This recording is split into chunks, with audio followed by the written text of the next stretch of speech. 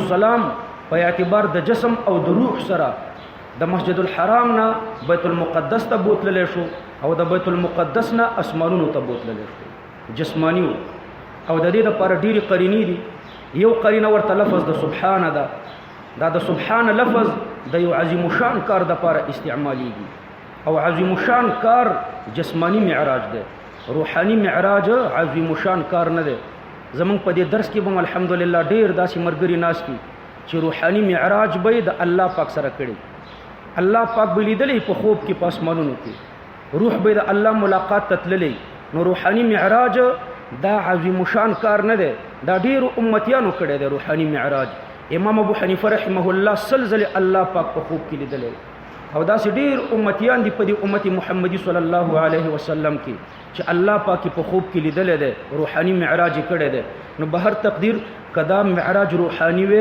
نو لفظ د سبحانه به ورته نه استعمالېده ځکه لفظ د سبحانه د یو عظیم شان کار دپاره استعمالیږي دویم دلته لفظ د عبد استعمال شوی دی اسرا بعبده او عبد یوازې روح ته نه وایي بلکې روح مع الجسد ته وایي دریمه قرینه د معراج واقعه رسول الله صلی الله علیه وسلم ام هانئ ته واوروله ام هانئ ورته مشوره ورکړه چې چاته مه وایه بیا به د خلک دروغجن نو اوس که پیغمبر علیه الصلاة والسلام د روحاني معراج دعوه کوله نو دلته دا ویره د دروغجن کولو بیا نه وه چې چا به ورته د دروغو نسبت کړی وی ځکه روحاني معراج خو متصور دی او د عقل نه لرې نه دی او نه د وقوع نه لرې دی نه د عادت نه لرې دی روحاني معراج دا د عادت او د وقوع نه چې لرې و جسماني معراج نو ام هانئ ورته مشوره ورکړه چې چاته مه وایه چې خلک به بیا درته دروغجن ووایي نو ګوره د روح په تللو کې د دروغجن کېدو اشکال نشته نو نور هم ډېرې قرینې دي ما درته مختصرې دا یو څو قرینې ذکر کړي چې دا معراج جسمانی د بیت المقدس پورې رسول الله صلی الله علیه وسلم په براق باندې په براق باندې لاړو براق د دروازې په خوا کې وتړلو او د دې قبلي طرف ته د کعبه شریفي طرف ته 2 رکعات المنځ وکړو بیت المقدس کې د کعبه شریفي طرف ته 2 رکعات المنځ وکړو او د هغې ځای نه وروسته بیا پوړۍ راوړلی شوې زینې او په هغې کې اسمانونو ته وخېجولی شو رسول الله صلی الله علیه وسلم په هر اسمان کې د پیغمبرانو سره ملاقات وشو شپږم اسمان کې د موسی علیه الصلاة والسلام سره ملاقات وشو په اووم اسمان کې ابراهیم علیه السلام ولیدلو بیت المعمور یې ولیدلو چې ابراهیم علیه السلام یې دیوال ته ډډه وهلې وه بیا نور هم مخکې لاړو داسې یو میدان ته ورسېدو چې د تقدیر د قلم د لیکلو आवाज اورېدی شو بس دا مختصره واقعه درته ما ذکر کړه بیت المقدس کې پیغمبرانو ته امامتي ورکړه او بیا په اسمانونو کې هم د پیغمبرانو سره ملاقات وشو دلته اشکال راځي چې پیغمبر علیه الصلاة والسلام فرمایي په یو ځای کې چې ما موسی علیه السلام په قبر کې ولیدلو چې لمونځ کولو او بیا فرمایي چې بیت المقدس کې ورته ما امامتي ورکړه او بیا مې په شپږم اسمان کې ورسره ملاقات وکړو نو دا خو د دې نه معلومیږي چې موسی علیه السلام په هر ځای او په هر وخت کې حاضر او ناظر دی جواب دا دی چې پیغمبر علیه السلام په یو وخت کې په 3 ځایونو کې نه دی لیدلی 3 وختونو کې په 3 ځایونو کې لیدلی او دا خو ممکنه ده دا دی اوس د شپې تاسو کور کې وای سحر مسجد کې وای اوس په مدرسه کې 3 ځایونو کې نن همدا تر اوس 12 بجې لا نه دي او 3 ځایان تاسو بدل کړئ نو موسی علیه السلام د الله پیغمبر 3 ځایونه په یو ورځ کې بدلوي شي قبر کې پیغمبر علیه السلام ولیدلو بیت المقدس کې ولیدلو چې د پیغمبر علیه السلام په سیل مونږ وکړو او بیا په اسمان کې ولیدلو او دا په حیات الانبیاء باندې دلیل دی چې پیغمبر صلی الله پیغمبران ټول ژوند دي 1,40,000 پیغمبرانو ته په بیت المقدس کې رسول الله صلی الله علیه وسلم امامتي ورکړه پنځپیریان وایي د ارواح ته ورکړی و مونږ وایو محمد صلی الله علیه وسلم امام الانبیاء دی او کدا مقتدیان د انبیاء او ارواح وی نو بیا خدا امام ارواح الانبیاء امام ارواح الانبیاء حالم کې د امام الانبیاء دی بعضی پنځپیریان وایي چې نه د امامتي امثال الانبیاء ته ورکړی و اجسام مثالیه وته نو اجسام مثالیه خو پیغمبران نه دي ځکه بیا د ختم نبوت د عقیدې نه انکار راځي اجسام مثالیه نو بیا خو مونږ وایو چې بیا خو پیغمبر علیه السلام امام امثال الانبیاء شو حالم کې محمد صلی الله علیه وسلم امام الانبیاء دی نو امدغه انبیاء روحا و جسدا بیت المقدس تراغله او د پیغمبر علیه السلام پسې مونځ وکړو روحا و جسدا. نو روح او جسدي دواړه سره یو ځای وو. نو پیغمبران په اعتبار د اجسادو سره ژوندي وو، ځکه د پیغمبر علیه السلام پسې مونځ او په دې لمانځه کې قرات خلف الامام نه دی کړی، الحمدلله نه د لوستي. ولې نه د لوستي؟ ځکه الحمدلله د دې امت خصوصیت دی، هغې پیغمبرانو سره نه وه او هغه اعلی مونځو، امام هم پیغمبر، مقتدیان هم پیغمبران. اعلی لمونځ کې قرات خلف الامام نه دی شوی. ولې نه دی شوی؟ ځکه نه و ورسره کنه د 1,40,000 پیغمبرانو سره الحمدلله نه و، ځکه دا د دې امت خصوصیت. دا د معراج اجمالی واقعه درته ما ذکر کړه. سبحان الذي اسرى بعبده، پاکی د هغه الله لرم، یا پاکی بیان کوي پاکی د هغه الله اسرى بعبده چې د شپې بوتللو کړه په خپل بنده باندې. اسرام د شپې بوتللو ته وایي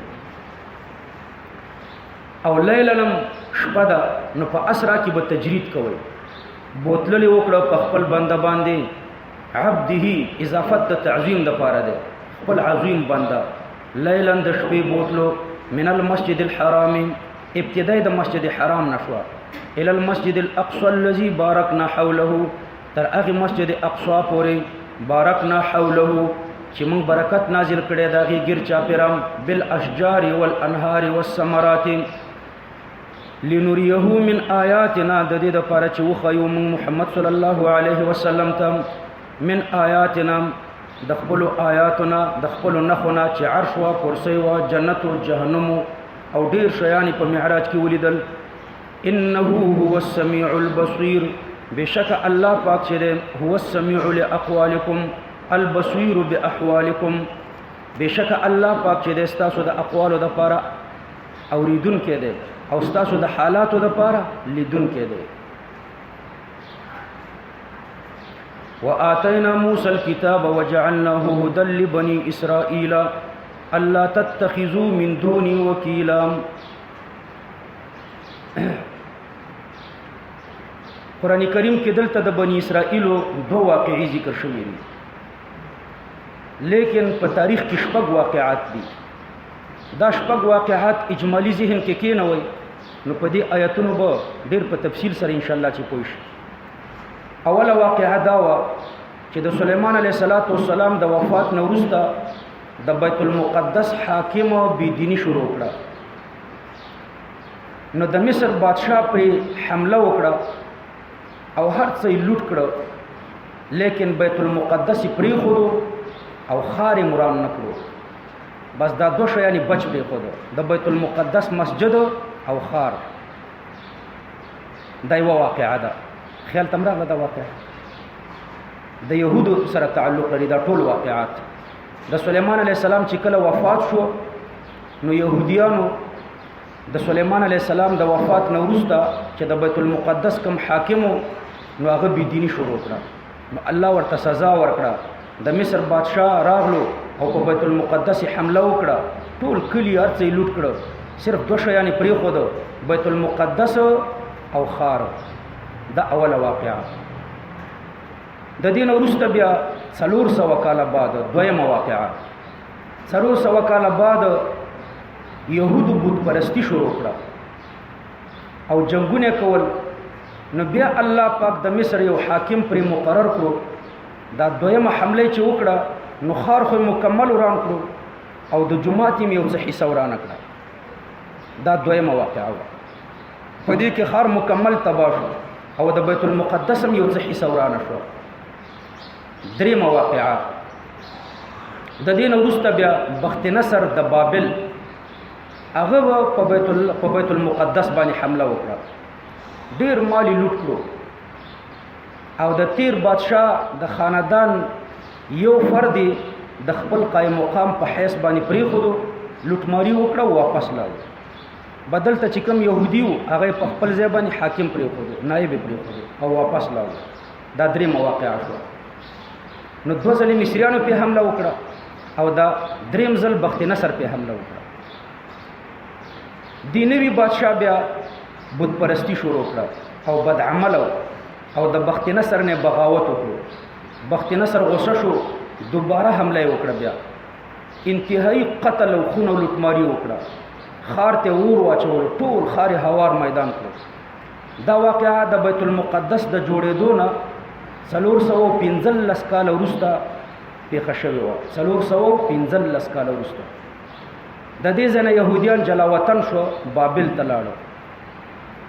هلته 80 کاله اوسېدل په بابل کې. نو 80 کاله هلته د بخت نصر د حکومت او د ظلم لاندې پراته وو. بیا د دوی نه وروسته د ایران بادشاه راغلو، په بابل حمله وکړه، بابل فتح کړه او یهودیان آزاد کړه. دوی واپس شام ته ولېږل او خپل ټول سامان یې ورکړو.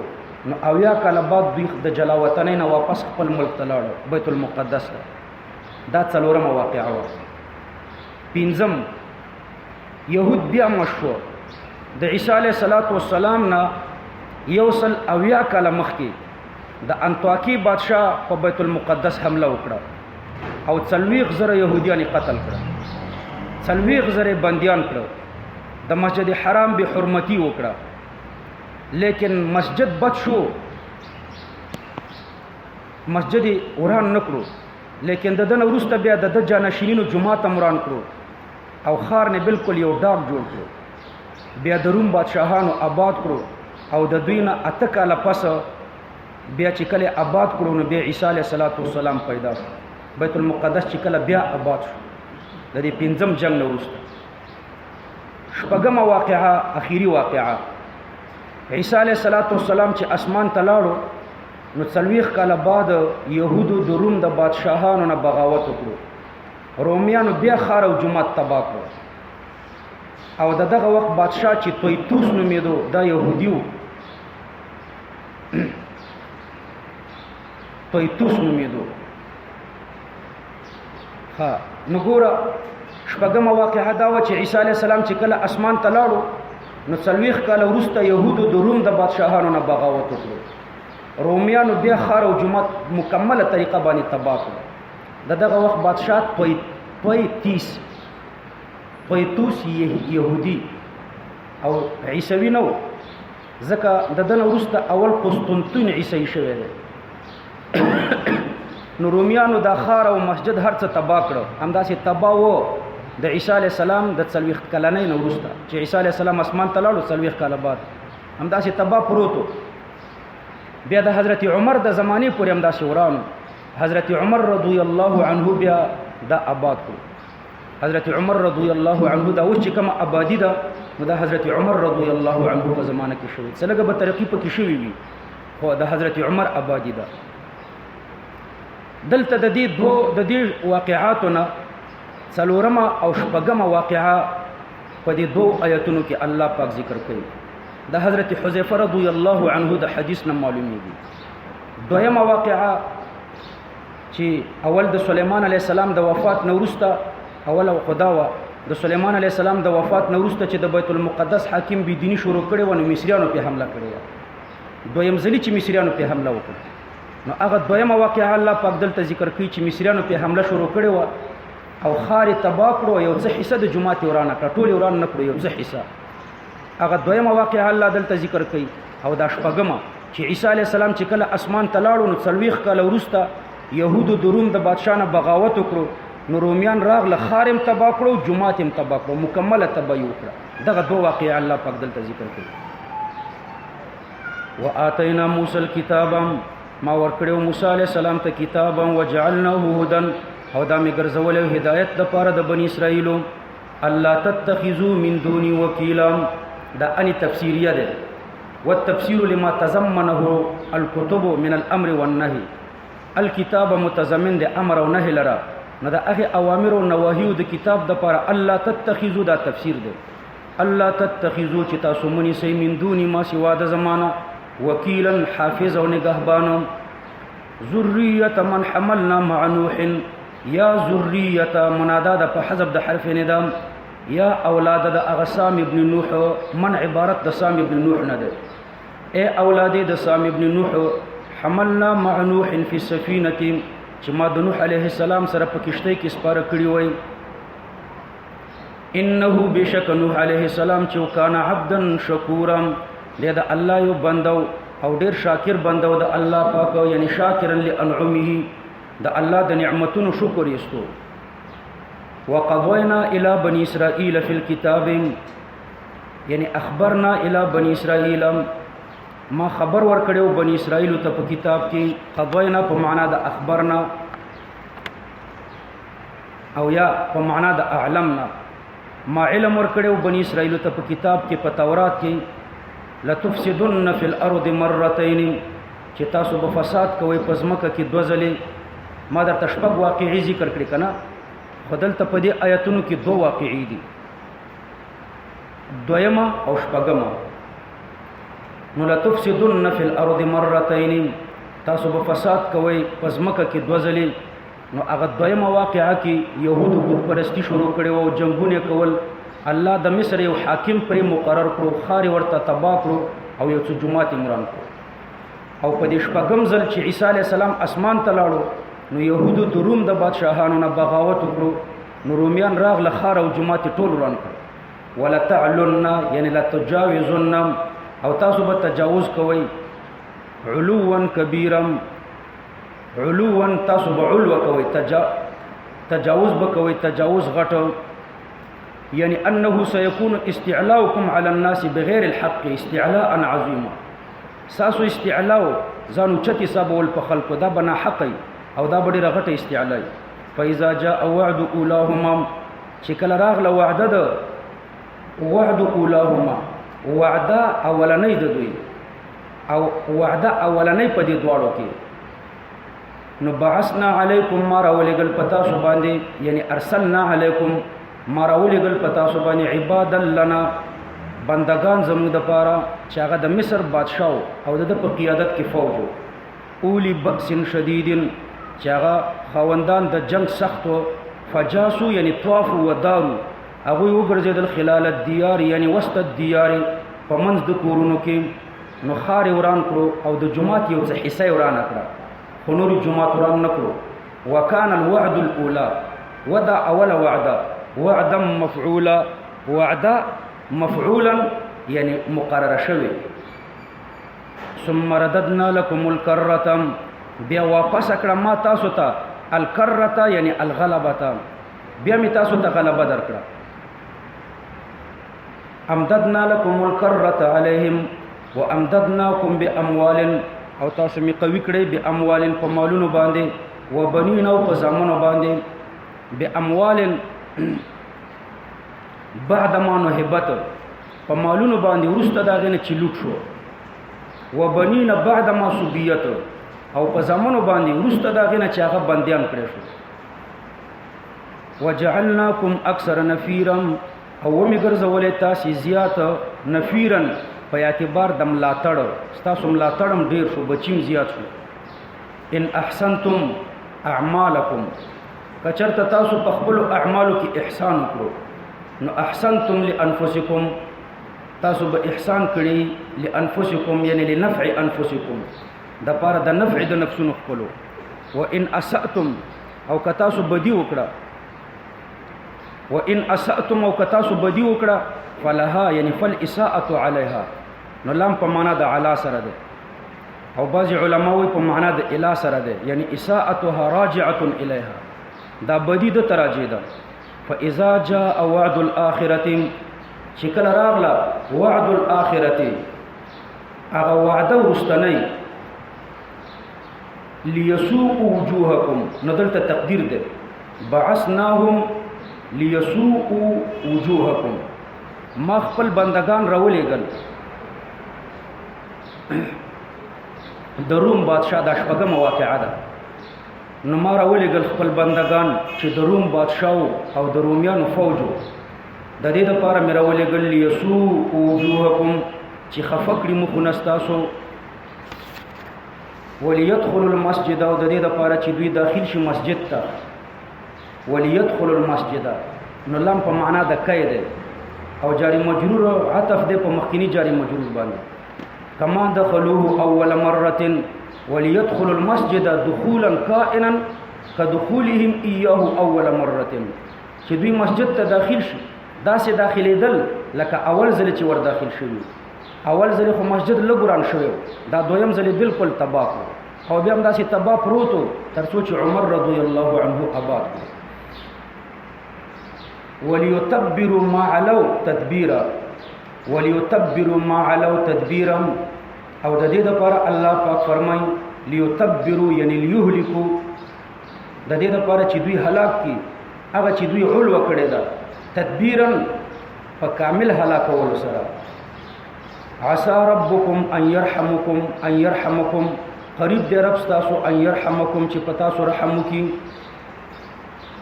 بعد البعث الثاني وان عدتم ثالثا او قدریم زلی تاسو بیا تجاوز کوئ نو عدنا بتعذيبكم في الدنيا نزب بیا راوګرزم په تعذيب تاسو باندې په دې دنیا کې او دا کارم دوی وکړو عادو الى معادات النبي صلی الله علیه وسلم بیا دوی سرکشي وکړه د پیغمبر علی السلام سره دښمنی وکړه نو پیغمبر علی السلام راغلو قریظه قتل کړه بنو نذیر وشړل او د خیبر يهودي مشړل وجعلنا جهنم للكافرين حصيرا او ما ګرځولې د جهنم د پاره د کافرانو حصيرا جیل خانه عبد الله ابن عباس به د حصيرا معنا په جیل خانه باندې کوي ما ګرځولې د جهنم د کافرانو د پاره حصيرا جیل خانه بندي خانه می ورته ګرځولې ده ان هذا القران يهدي للتي هي اقوم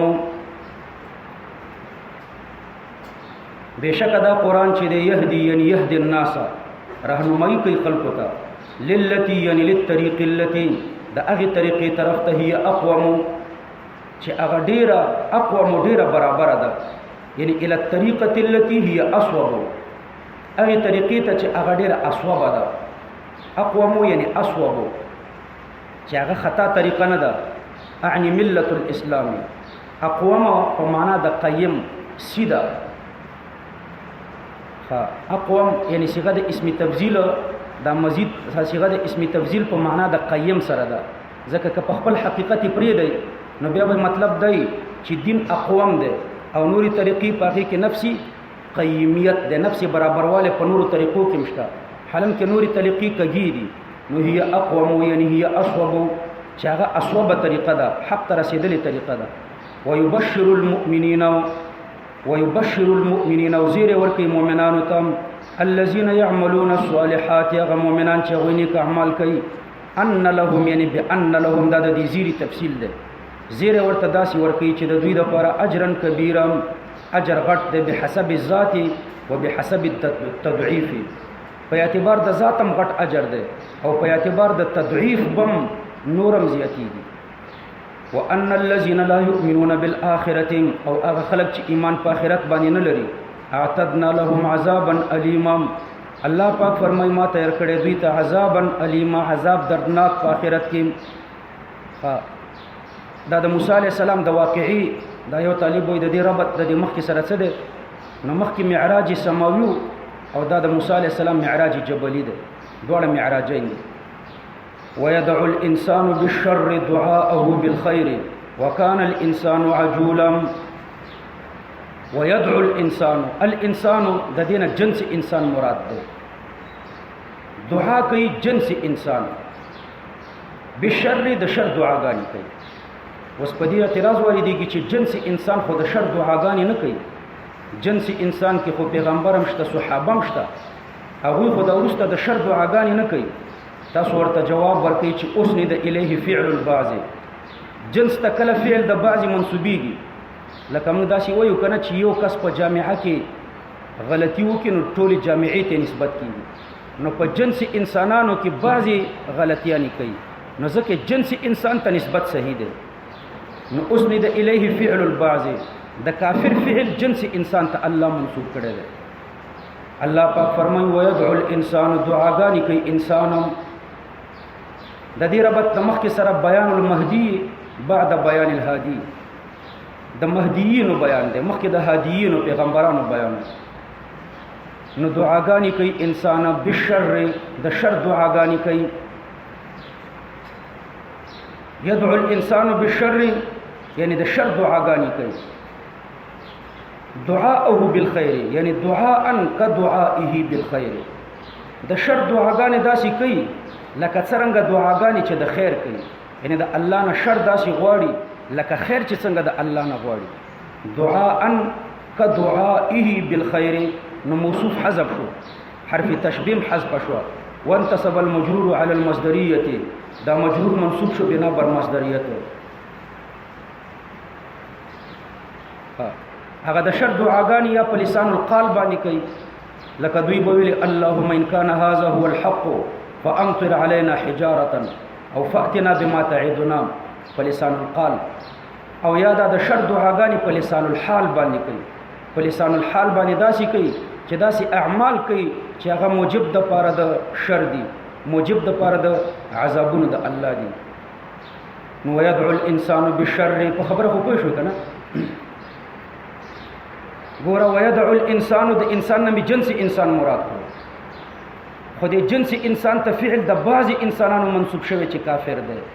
کافر په لسان القال یا په لسان الحال باندې د الله نه عذاب غواړي، او داسې په لسان القال او په لسان الحال باندې د الله نه عذاب غواړي لکه سړی چې خیر د الله نه غواړي. وکان الانسان المذکور، او د انساني مذکور عجولا، دا تلواری دی، یعنی عجولا تلوار کوي الى كل ما يخطر بباله، څه چې پزړه کې تیریږي بس هغه په تلوار باندې کوي. متعامیا عن ضرره، ځان لوند کړی دی د دې د ضرر نه، عواقب ته نه ګوري. وجعلنا الليل والنهار آیتین، وجعلنا دلته جعلی بسیط دی، خلقنا الليل والنهار، الله پاک فرمای ما پیدا کړی دا شپه او ورځ. آیتین دا حال مقدره ده، یعنی علامتین، حال دا چې دا دواړه به دو علامې وي، نو آیتین حال مقدره. او یا داسې چلو که چې جعلنا جعل مؤلف کا، جعل مؤلف دا تقاضا د تلبس کوي، او بیا د تلبس نه وروسته انتقال د یو حالت نه بل حالت ته غواړي. نو بیا په دې کې دغه نقصان راځي چې جعلنا الليل والنهار آیتین، ما ګرځولې د شپه ورځ آیتین، یعنی انتقلا من الله آیتیت الى الآیتیت، دا د الله آیتیت نه را نقل شوی دی آیتیت ته، حالان کې دا د اول نه په دوی کې آیتیتو، د لا آیتیت نه آیتیت ته نه دی را نقل شوی. نو دغه په جعل مؤلف کې نقصان راځي. نو بیا به د دې نه تاسو جواب کوئ چې دا داسې دی لکه ضیق فم البیری، د کوی خوله تنګه که یعنې تنګې جوړه که. نو ګرځولې د الله شپه ورځ آیتین، یعنی د اول نه آیتین پیدا کړي. داسې نه و چې اول پکې لا آیتیتو او وروسته پکې آیتیت راغی. آیتین یعنی علامتین، دا زما په قدرت باندې دوه غټې غټې نشانی دي. فمحونا آیت اللیل، الله پاک فرمایي فمحونا، نو ما محو کړه آیت اللیل، اضافت د آیت د اللیل ته اضافت بیانی ده. ما محو کړه شپه بدویا الشمس پرانا دنمرو، ما محو کړه څه شی محو کړه؟ آیت اللیل یعنی شپه می محو کړه، یعنی جعلناها ممحوق الضوء، د دې رڼا می محو کړه، رڼا می ختم کړه. نو دام داسې اعتراض پې راځي چې د دې خو مطلب دا ده چې ما محو کړه شپه، یعنی رڼا می محو کړه. محونا آیت اللیل، ما محو کړه هغه نشانه چې شپه ده، یعنی دویا اهو د دې رڼا می ختم کړه، یعنی اول پکې رڼا و بیا می ختم کړه، حالانکه د اول نه پدې کې رڼا نه و. نو دا بم داسې وی لکه ضیق فم البیل. دا فا چې دا فمحونا کې فا تفسیریه ده، لأن المحو ما حصل بعد جعلهما آیتین. نو الله پاک دا آیتین کړو، آیتین داسې کړو. فمحونا آیت اللیل، محو مې کړه آیت چې هغه شپه ده، یعنی دا غیر رڼا مې ختم کړه، شپه مې تیاره پیدا کړه. وجعلنا آیت النهار مبصرة، او ما وګرځوله آیت النهار، اضافت د آیت د نهار ته د اضافت بیانی ده، او مبصرة یعنی مضیئة، ما وګرځوله آیت النهار یعنی هغه آیت چې نهار ده، مبصرة یعنی مضیئة، هغه مې رڼا وګرځوله. لتبتغوا دا مقدر پوری تعلق لري. جعلنا آیت النهار مبصرة لتبتغوا، دا علامه د ورځې دا مې مبصره کړه، په دې کې تاسو شیان ګورئ. لتبتغوا فضلا من ربکم، د دې لپاره چې تاسو ولټوئ رزقا من ربکم، د ورځې مزدوري وکئ. ولتعلموا دا د دواړو فعلینو پورې تعلق لري. محونا آیت اللیل وجعلنا آیت النهار مبصره، د څه دپاره؟ ولتعلموا، د دې دپاره چې تاسو پوه شئ عدد السنین والحساب پشمیر د کلونو او په حساب باندې وکل شیء او هر شی فصلناه تفصیلا هر شی چې تفصیل ته ضرورت لري فصلناه وهما تفصیل سره بیان کړی دی تفصیلا نفصلنا كل شيء فصلناه تفصيلا ما أزمر عامله على شريطة التفسير وكل إنسان ألزمناه طائره في عنقه ده من باب الاشتغال ده ما أزمر عامله على شريطة التفسير ألزمنا كل إنسان ألزمناه الله پاک فرمای ما لازم کړی ده هر انسان سره ألزمناه لازم کړی مې ده انسان سره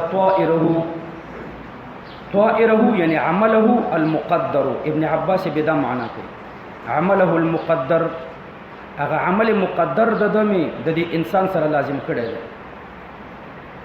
نو دا عمل مقدر داسې دی لکه مرغه چې د تقدیر نه رالوتی وي او د په غاړه کې نښتې وي او بعض علما د طائره معنا کوي په عمل نامه باندې فی عنقه د په غاړه کې تصویر لشدت اللزوم دا د شدت اللزوم د پر الله یو تصویر ذکر کوي چې د عمل مقدره د سره داسې لازم ده لکه په غاړه کې چې توق پروتي ونخرج له يوم القيامه او موږ برو باسو د پر د قیامت پر ورځ کتابا یو عمل نامه یلقاه د بملاقاتیږي د خپل عمل نامې سره منشورا حال دا چې د عمل نامه به خوره وري اقرا کتابکم الله ورته فرمایي چې ولدا عمل نامه دي کفا بنفسک اليوم عليك حسيبا کافی د نفس ته نن ورځ پتا باندې ازروی حساب یعنی نن ورځ بستا سره ستا نفس حساب کوي من اهتدى فانما يهتدي لنفسه څوک چې په لار برابر شو نو د اهتدا چې دا لنفسه یعنی مفید لنفسه د نفس ته فائدہ رسي ومن ضل څوک چې بلار شو فانما يدل عليها بشک ده بلاری کیږي عليها د خپل نفس په خلاف ولا تزر وازره وزر اخرى او نبباری یو نفس لا تزر نبباری وازره یعنی نفس وازره یو بارون کې نفس ګناګار نفس وزر اخرى ګنا د بلچا وما كنا معذبين حتى نبعث رسولا او نه یو موږ عذاب ورکون کی تر هغه چې موږ یو پیغمبر راولېګو نو د پیغمبر نو د دینه معلومیږي چې په زمانه د فترت کې کوم خلک تیر شوي دي دوی ته به عذاب نه ځکه هغوی ته پیغمبر نه واذا اردنا ان نهلك قريه او چې کله موږ اراده وکړو ان نهلك قريه چې موږ یو کله هلاک کو امرنا مترفيها نو موږ امر وکړو مشران ته بالطاعه امرنا مترفيها بالطاعه مشران ته امر په طاعت وکړو ففسقوا فيها یعنی خرجوا عن الطاعه دوی اوزی د الله د طاعت نفیها په دې کلی کې دا د مترفینو تخصیص د دې وجه نه وکړو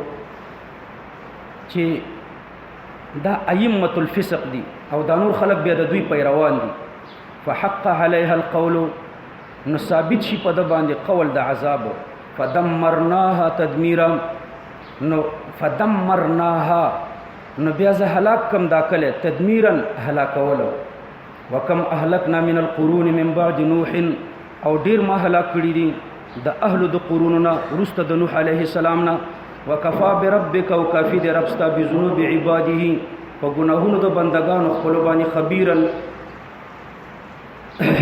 حال دا چې خبردار ده بصیرا او حال دا چې لیدون کړي خبيرا بالباطن او بصیرا بالظاهر من کان یرید العاجله غڅوک چې اراده د دنیا لري عجلنا له فيها ما نشاء نو په تلوار ورکو د ته په دې دنیا کې ما نشاء من البسط هغه چې زمون اراده ورته د پراخي وش نو پراخ رزق ورته ورکو لمن نريدو او هغه چاته چې زمون اراده ورته وش ثم جعلنا له جهنم بیا ما پیدا کړې د لپاره جهنم یصلاها د بده جهنم ته ور داخليږي مذموم او مدحورا یعنی مبعودا عن الرحمه د الله د رحمت نه لري شوی ومن اراد الاخره او څوک چې اراده د اخرت لري وسعى لها سعيها او دې کوشش کوي لها د اخرت د لپاره سعيها هغه مناسب کوشش وهو مؤمن او حال دا چې د مسلمانۍ فاولئک کان سعيهم مشکورا نو دا خلک چې دی الله پاک فرمایي د دوی سعی او کوشش مشکورا یعنی مقبولا د دوی کوشش مقبول دی کلن نمد کلن دواړه ډلې څوک دنیا غواړي څوک آخرت غواړي نمد هؤلاء و هؤلاء یعنی نمد کلن الله پاک فرمایي زه کومک ورکوم طاقت ورکوم کلن دواړو ډلو ته هؤلاء و هؤلاء دا ترېنه بدل دی من عطاء ربک یعنی نمد من عطاء ربک ورکومای د ورکړې د رب نه دی وما كان عطاء ربك محظورا یعنی ممنوعا نه د کافر نه د مسلمان نه انظر کیف فضلنا بعضهم على بعض الله فرمایي ته دوی ته وګوره څنګه ما فضیلت ورکړې بعضو د دوی ته په بعضو نورو په دنیا کې وللآخرة اکبر درجات خامخ آخرت چې دی دا لوی دی په اعتبار د درجاتو و اکبر او ډیر لوی دی تفضیلا ازروی بهترین لا تجعل مع الله الها آخر مگر زوته د الله سره معبود بلم فتقعد نو قبل معبود د الله سره وټاکلو نو تب بیا کینی مذموما من غیر حمد مذموما یعنی مغضوبا او یا داسي چې ستا مذمت بشوي مخذولا او خویدل شوی وقضى ربك الا تعبدوا الا اياه د قضا ډېرې معناګانې دي قضا کله په معنا د امر سره راځي لکه دې کې وقضى ربك الا تعبدوا الا اياه یعنی امر ربك الا تعبدوا الا اياه او کله قضا په معنا د خلق سره راځي لکه فقضاهن 7 سماوات في يومين یعنی خلقهن کله قضا په معنا د حکم سره راځي لکه فقد ما انت قاض او کله په معنا د فراق سره راځي لکه قضي الامر الذي فيه تستفتيان کله په معنا د ارادي سره راځي لکه اذا قضى امرا اذا اراد امرا کله په معنا د عهد سره راځي لکه وما كنت بجانب الغربي اذ قضينا الى موسى الامر یعنی اذ عهدنا الى موسى الامر مدلته قضا په معنا د امر سره دی وقضى ربك امر کړی دی ستارب الله تعبدوا الا اياه چې تاسو به عبادت نه کوئ سوا د الله نام د بل چا عبادت بنه کوئ وبالوالدین احسانا د احسنوا مقدر پورې تعلق لري احسنوا بالوالدین احسانا احسان کوي د والدینو د مور او پلار سره احسان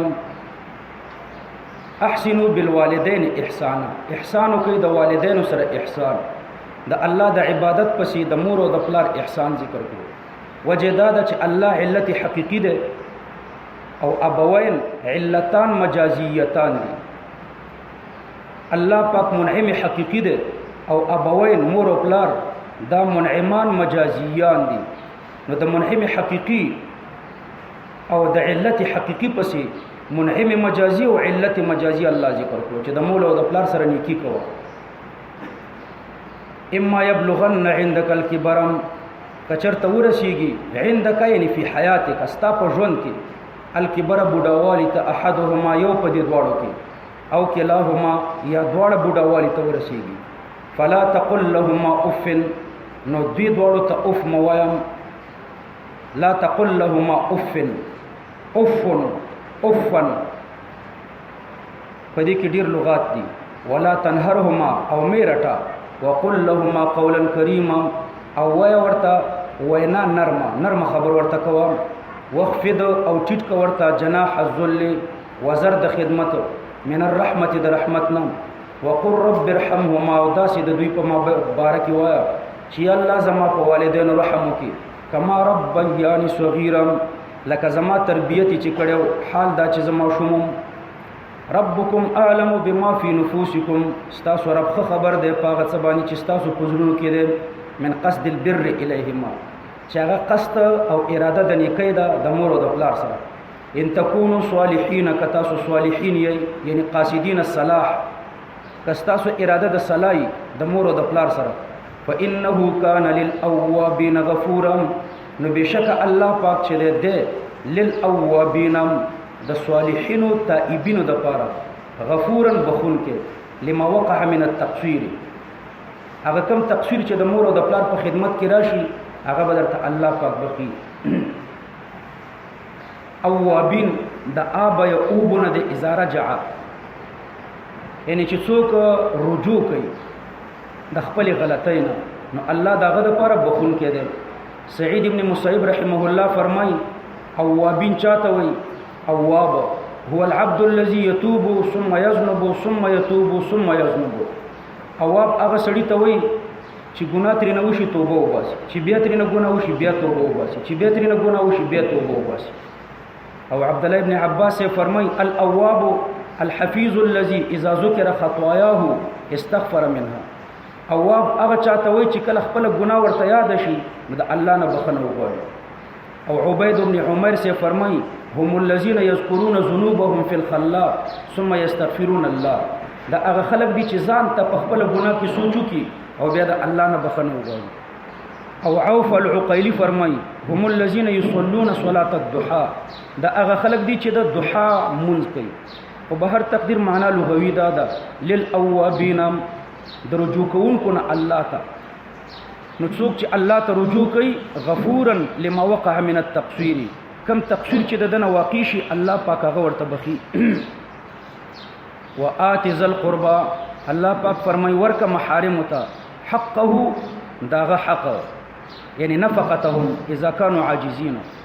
ذوی القربا محارم چې کله عاجز نو داغوی نفقم پتا داغوی تخپل نفقه ورکه. والمسکین ورکه مسکین ته نفقه ددم. وابن السبيل ومسافر تم. ولا تبذر تبذيرا، تبذير انفاق المال في غير حقه توي. ولا تبذر منفقه کوا مال دی بیزایا، تبذيرا بیزایا نفقه کول، بیزایا مخرچه کوا مال دی بیزایا خرچه کول. ان المبذرین بشک بیزایا خرچه کون کی چری کانوا اخوان الشیاطین، و دوی ورونه د شیطانانو د الله په علم کې.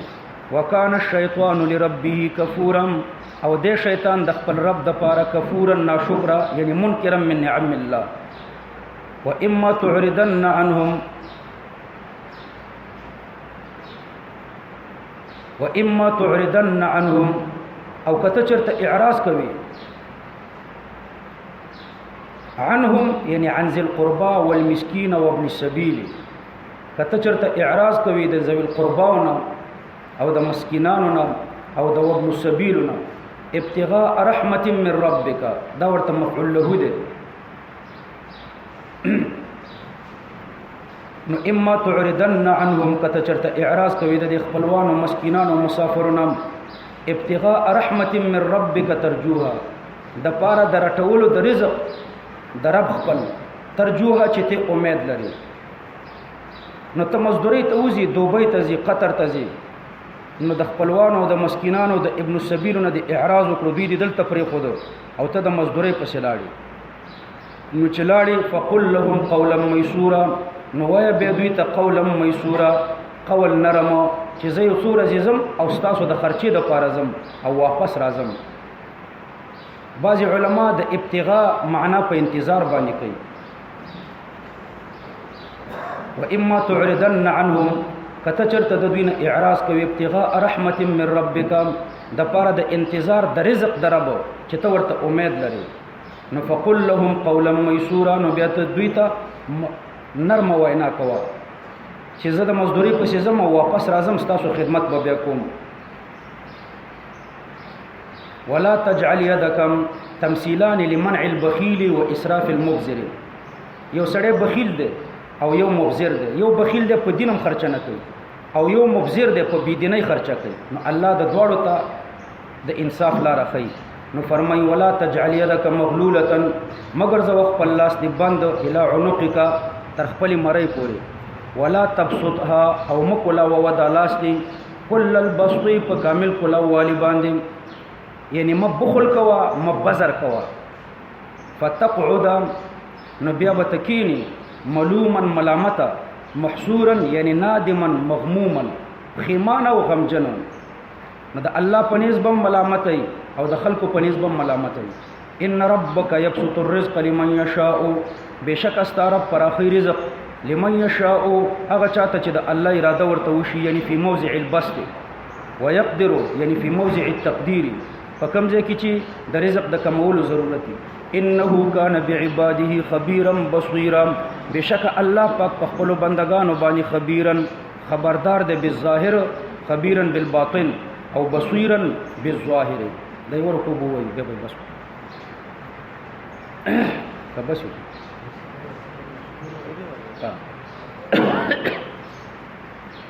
ولا تقتلوا اولادکم خشیه املاق. الله پاک فرمایي تاسو مو وجنه خپل بچي خشیه املاق لوجه د ویری د فقر نه. املاق فقر ته وي، د فقر د ویری نه خپل بچي مو وجنه. نحن نرزقهم واياكم، من هغوی ته رزق ورکو تاسو ته هم درکو. دا د بچیو رزق مخکې ذکر کړو. دې کې الله دې خبرې ته اشاره کوي چې تا ته د دوی په برکت درکوي. لکه حدیث کریمه کې راځي رسول الله صلی الله علیه وسلم فرمایي انما تنصرون وترزقون بضعفائكم.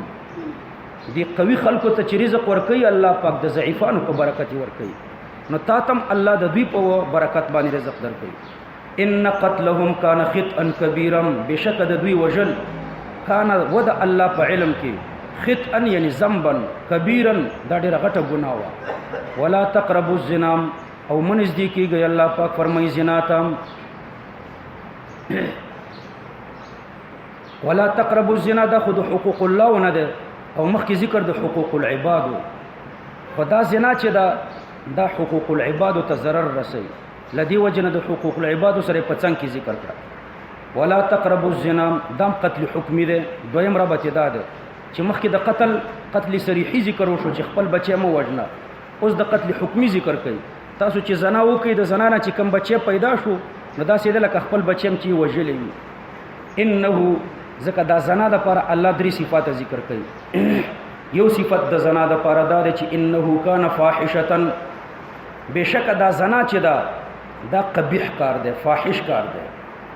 فاحش کار د دې وجه نه دی چې په دې کې فساد د نسب راځي، نسب پکې فاسد شي، او چې نسب فاسد شو نو دا خراب العالم دا د خراب او فاسد نسب د وجه نه راځي.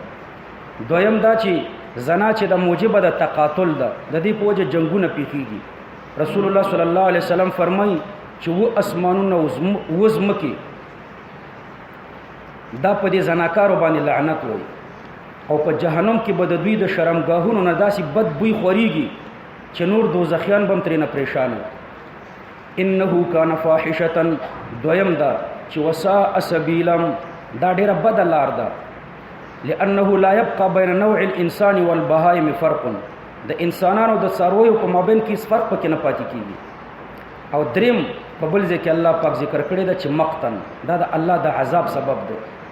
ولا تقتلوا النفس التي حرم الله، مو وجنه تاسو هغه نفس هم چې الله قتل حرام کړی ده الا بالحق، مگر په حق وجنه. د حق وجلو درې صورت دي. یو قصاص حق وجل دي چې قصاص کی وجل شي، دویم چې مرتد وجل شي، او دریم دا چې زنا یې کړي. ومن قتل مظلوما، او څوک چې وجل شو حال دا چې دا مظلومي، فقد جعلنا لوليه، نو په تحقیق سره ما ګرځولې دا د دې ولی د مړي د پاره سلطانا غلبا په قاتل. نو شریعت کې دا ورثه د مړي غالب دی په دې قاتل، دا قاتل به حکومت ورته رانیسي. فلا يسرف في القتل، نو دی به اسراف په قتل کې نه کوي. اسراف په قتل کې دا ده چې به ان يقتل اثنا، مثلا د یو سړي په مقابل کې دوه وژني. یا اسراف په قتل کې دا ده چې غیر قاتل وژني، قاتل پریدي. یا اسراف په قتل کې دا ده چې د قاتل مسله وکي. انه دا ضمیر ولی تراجه ده. انه دا ولی چې ده کان منصورم ده امداد کړي شوی، یعنی چې د بدل اخیستو حق ورته الله ورکړو، نو حاکم مامور دی چې د امداد وکړي. نو الله د وحي حکومت ته امر کړی دی چې د امداد وکړي، نو د امداد کړی شوی دی. ولا تقربوا مال اليتيم، او منځ دی کېږي مال د یتیم ته الا بالتي، مگر په هغه طریقه هي احسنو چې هغه احسنه طریقه ده. احسنه طریقه دا ده چې هغه حفظ د مال ده. د حفظ په طریقه ورنږدې کېږي، او د حفظ نه بغیر په بله طریقه مو ورنږدې کېږي. حتى يبلغ اشده، تر دې چې د ورسیږي خپل طاقت ته. واوفوا بالعهد، او تاسو وفا کوئ په عهد. ان العهد كان مسؤولا، بشک عهد چې د مسؤول دی، یعنی د په باره کې به تپوس کیږي. واوفوا الكيل، یعنی اتموا الكيل. ان العهد كان مسؤولا، عهد چې د مسؤول دی، یعنی د عهد نه به تپوس کیږي. د عهد نه به څنګه تپوس کیږي؟ عهد ته به ویلی شي په قیامت کې چې آیا پتا باندې وفا شوی وو که نه و شوی. واوفوا الكيل، یعنی اتموا الكيل، الله پاک فرمایي پوره کوي پیمانه اذا کلتم چې کله تاسو پیمانه کوئ وزنو او طول کوئ بالقسطاس المستقیم په ترازو نیغ باندې القسطاس المیزان تلی ته وایي بلغت الرومي دا رومي لغت دی په تله مستقیمه باندې ذالک دا وفاء الکیل او اقامت الوزن چې دی خیر دا بهتر دی په نزد د رب ستا بهتر د دې وجه نه دی چې کله سړی په طول کې نقصان نه کوي نو په خلکو کې د ښه صفات مشهورېږي نو ګټې ډېرېږي واحسن تأویلا یعنی احسن مآلا تأویلا په معنا د مآلا د دې عاقبت هم ډېر ښه دی نو خلک بیا وایي چې دا د انصاف سره دکاندار دی د تطفیف نه کوي ولا تقفو ما ليس لك به علم الله پاک فرمایي لا تقفو یعنی لا تتبع ته متابع کېږه ما ليس لك به علم دا هغه څه چې تا ته پرې علم نه وي لا تقفو اصل القفو البهت والقصف بالباطل يقال قفيته إذا اتبعت أثره وسميت قافية الشعر قافية لأنها تقف البيت وسمي القفا قفا لأنها مؤخر بدن الإنسان كأنه يتبعه نو لا تقفو معنا دا لا تتبعه نو لا تقفو تمتابع کېږه ما ليس لك به علم دا داسې څه چې تا ته پرې علم نه وي قتادة سے فرمایي چې لا تقل رأيت وأنت لم ترى داسې مه وایه چې ما ولیدل او تا لیدلی نه وسمعت وانت لم تسمع او داسې مه وایه چې ما واورېد او تا اورېدلی نه وعلمت وانت لم تعلم داسې مه وایه چې زه پوه شم او ته پوه نه نو دروغ مه وایه او امام مجاهد سے فرمایي لا تقف ما ليس لك به علم متابع کېږه د هغې خبرې چې تا ته پې علم نه یعنی لا تظم احدا بما ليس لك به علم د هیڅ چا مذمت په داسې خبرو مه کوه چې تا ته پرې یقین نه او عبدالله ابن عباس فرمایي هي شهادت الزور دلته خلک د دروغو د شاهدین الله پاک منع کوي چې ته متابع کېږه ما ليس لك به علم د هغه څه چې تا ته پرې علم نه یعنی بغیر د تحقیق نه عمل مه کوه تحقیق په دوه قسمه دی یو یقین او بل ځواني غالب تر څو چې د یقین نه راغلی نو تر هغې پورې عمل مه کوه او تر څو چې د ځواني غالب نه راغلی نو تر هغې پورې عمل مه کوه په عقیدو او په اصولو د دین کې یقین ضروری دی او په فروعي مسائلو کې ځواني غالب کافی دی د دویمې درجې تحقیق کافی دی چې ځواني غالب دی ان السمع والبصر والفؤاد بشک قوت سامعه او باصره او قوت عاقله كل اولئک یعنی كل هذه الاعضاء دا ټول اعضاء چې دي کان دي دا کل عنه د دې کلنا مسؤول كل الضمائر ضمائر كله کوئی شور باندې كل الضمائر ضمائر الكل دا ټول ضمائر کل تراجي دا ټول ضمائر دا د کل ضمائر دي صحیح شو كل الضمائر ضمائر الكل ټول ضمائر کل تراجي کا ګوره داسې وایه اولئک یعنی كل هذه الاعضاء کان دي كل هذه الاعضاء عنه د دې كل هذه الاعضاء مسؤولا كل هذه الاعضاء دا ټول اعضاء مسؤول دي د دې اعضاء نه به تپوس کیږي دا چې تپوس به کیږي چې اے اعضاء اے لاسونو خو تاسو په هغه شیانو کې استعمال شوي یې د کومو دپاره چې تاسو پیدا شوي یې ولا تمشي فی الارض مرحا او مګرځه الله پاک فرمایي په دې ځمکه کې مرحن په حالت د تکبر کې مرحن یعنی مارحن په حالت د تکبر کې انک لن تخرق الارض بشک ته چې د سره به څیرینه کې ځمکه ولن تبلغ الجبال طولا او د سره به ونه رسیږي غرونو ته په اوږدوالي کې نو ته چې قدم اوچتوي د غره قدر ته اوچتېدی نشي او چې قدم ټیټوي نو ځمکه څیرې کولی نشي کل ذالک دا 11 اوامر او 12 منهیات دا چې مخکې ذکر شو کان سیئه د بدی د دوی عند ربک پنیز د رب د دوی مکروها ناخوخه بدی د دوی د الله پنیز ناخوخه ده یعنی د منهیات د الله پنیز ناخوخه دي سیئه بدی د دوی چې هغه منهیات ذالک دا تکالیف مما اوحى الیک ربک من د تبعیض د پاره ده بعضی دي د هغه بعضی د هغه څه نه دي اوحى الیک ربک چې دا هغه وحی کړی د تا طرف ستا من الحکمت دا بدل د من نه ده بدل د من نه دی په مما اوحا کې یا متعلق تر اوحا پورې دی. اوحا من الحکمت، د حکمت نه علم د شرایع مراد دی. ولا تجعل مع الله الها آخر، مگر زو د الله سره معبود بل، فتلقى في جهنم، نو بیا به تو ورزول شي په جهنم کې ملوما ملامت کړي شوی، مدحورا یعنی مبعدا من رحمت الله، د الله د رحمت نه لري کړي شوی. افاسفاکم یعنی افضلکم علی جنابه، معطوف علیه ورته مقدر دی. آیا تاسو ته الله په خپل ځان فضیلت درکړو، فاسفاکم نو تاسو غوړه کړی بالبنین په زامنو، واتخذ من الملائکه اناسا، او ویني ولي د ملائکو رضان ته لورګانی. انکم لتقولون قولا عظیما، بشکا تاسو خامخا وای قولا عظیما، وینا غټه چې الله پاک ته لورګانی ثابتوي.